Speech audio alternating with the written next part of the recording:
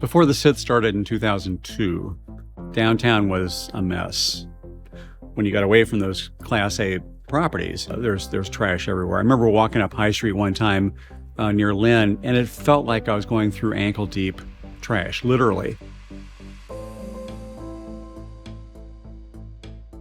The sidewalks were stained, they were smelly, and in some places sticky.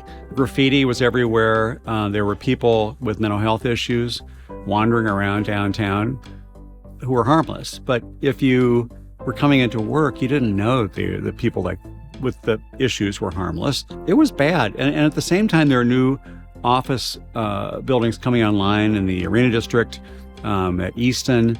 And so, the owners knew that they were in big trouble if they didn't get control of their environment.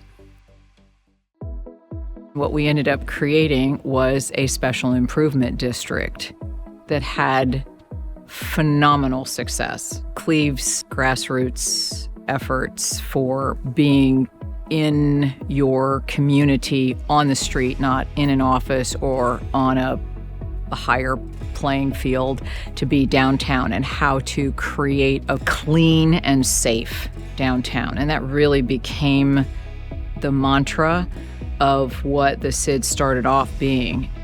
So it's an autonomous organization that is targeted in a very specific way to provide services that are not being provided by anyone else. And in our case, they're very much quality of life issues. It's safety, it's cleanliness, it's activating spaces downtown. The environment was cleaned up almost immediately when the SID started operating. People were saying, wow, to what they saw. It's amazing with a team of ambassadors what kind of work you can get done. So it's the basic services. It's those cleaning, it's the litter control, it's the power washing, it's the graffiti removal, it's shoveling the handicap ramps at the intersections. It is providing a reassuring presence and a friendly presence out on the street. And it's engaging with folks who are in crisis on the street. And people seeing that happen, I think, resulted in people feeling like things are better down here, they're better taken care of, and people are paying attention.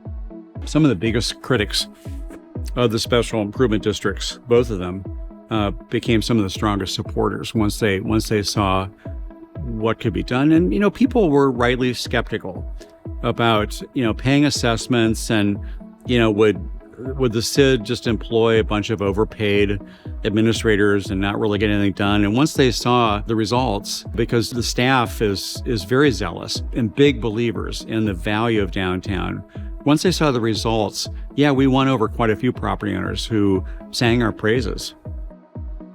I live in the Discovery District, which is largely made up of nonprofits.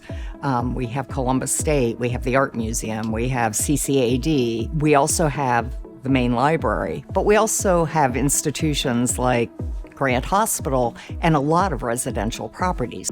Nobody was talking to each other before the SID. And pioneering that idea that we have all these people working, and they're working in silos, and suddenly, with the SID, and particularly with Lisa and her creativity in building relationships, coordinating that. It didn't happen before. It was a void that nobody was addressing. And for us, that was a very big thing. I think we became important to the city. We had interests and we had needs, and we were also providing support to the police. We had a great relationship with them. When the SID started, there wasn't a lot of additional activity happening outside the 9-to-5 office environment in the Central Business District. When you see a vacant environment, it doesn't feel safe. But if you see an environment full of people, especially people having fun, it's going to feel a lot safer for everybody. So the SID saw this void and decided, hey, we can start doing some events, get more activity going after 5 o'clock, get more activity going on the weekends, and even bolster some activity during the day. People got to know each other. Owners worked together. People who lived downtown began to enjoy things like sand volleyball in the Discovery District or the kickball on the State House lawn. But that sense of community is probably the most important function that a SID can do, regardless of the size of the assessment or the services that are provided. So I think it's that glue that holds it all together. But I think more than that, I think the SID provides direction, and it provides aspirations for what we can be, and it backs up what we're trying to accomplish at a granular level that's just not being addressed any other way.